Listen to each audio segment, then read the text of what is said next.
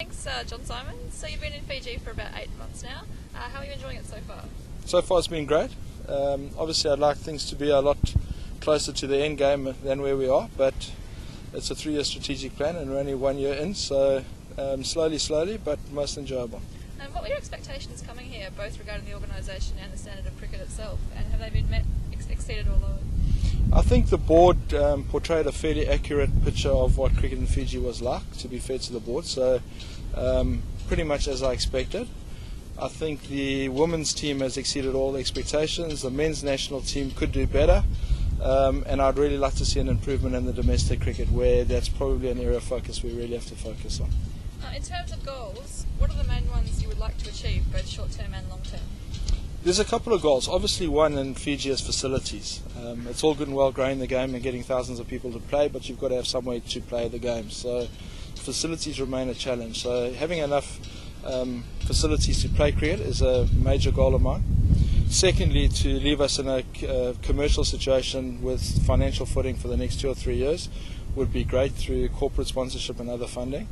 And thirdly, to get the men's team back higher up the leagues in order that we're back to the sort of level that we should be, which is possibly World League 4, World League 3. But let's take one step at a time and try and get through World League 6. The school's development program is obviously a major priority. How would you like to see that progress over the next 12 months? When I took the job, Grace, the development program was one of the key things that I discussed with the board. You can do all the work you like with the national team. If you don't have a strong base from kids of 5 all the way through to national team level, you're building foundations on sand. We need foundations built in concrete. So the school development program is vital. We'll see a huge increase, probably 20, 30, even possibly 40% year on year of kids playing cricket at introductory level.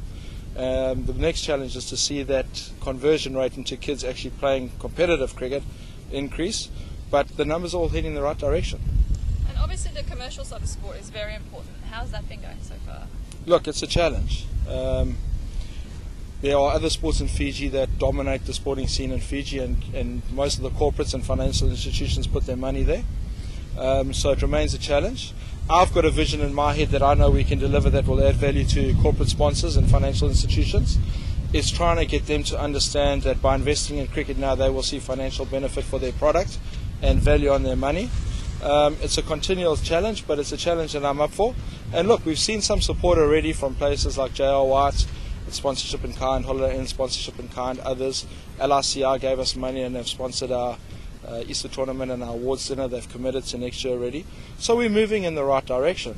The key is that my expectation is I want tens of thousands of dollars. I'm not interested in $1,000 or $2,000 here or there. It doesn't benefit anyone. So the challenge continues. And aside from the commercial aspects, what else do you see as the biggest challenge facing cricket Fiji? Facilities.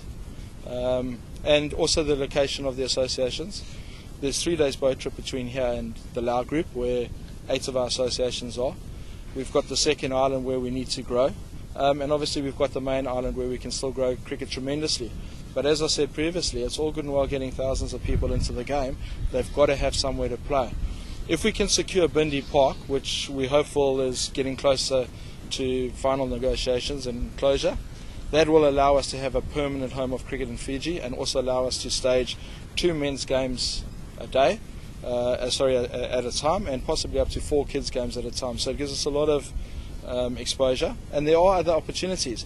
But the facilities then lead into the commercial aspect, because in order to develop these things you need money. So it's a double-edged sword of challenges that I have to balance about where to spend the money, which I do with the board and the RCC. What about the East Asia Pacific region in general? How do you see cricket growth there? The growth is actually exceptional. I mean, if you look at the stats in terms of pure RCC numbers, the growth of entry-level cricket is well over 100% year on year. In other words, the number of people coming into cricket are doubling year on year. Some of that's inflated by regions where they're growing from 300 to 600, but there's other areas like PNG and Vanuatu where they're seeing substantial growth on tens of thousands of people already participating. And as I said, in Fiji, we'll probably see 5,000 or 6,000 more people than last year, up to 15,000 people entering the game. So the development process is working well. In terms of the men's cricket, at EAP level, there's a lot of work to be done. PNG aside, we're probably not where we should be. Vanuatu's done exceptionally well over the last couple of years and needs to be acknowledged. I think Samoa's a dark horse, and with their working relationship with Auckland and the support they get, will develop very nicely. But right now, EAP should be doing better. At the very least, in my opinion, we should be working towards the EAP representative team coming at least first or second in the country districts championship where they play. And finally, just what have been your personal highlights since coming to Fiji? Oh, Grace, there's been a lot. Obviously, my first day with Steve Jenkin presenting the awards at the National Women's Championship, where all the people in the grandstand stood up and sung me a welcome song, is something I'll cherish for the rest of my life. Seeing probably close to 2,000 people here on the Easter Tournament Finals Day with all the Islanders singing and in full voice, the grandstands packed, is a highlight. The way the ladies team performed in Vanuatu, beyond all expectations, even their own, was something that is very dear to Cricket Fiji and gives us a lot of hope for the future with women's cricket. The photos of the young kids here at Albert Park and around the country, young kids never played cricket, the delight on their faces. And then finally, on a personal note, just the friendly, welcoming people in Fiji, and of course finishing top with the Suva batting averages, which is very important. Thanks very much for your time, Jon. Pleasure.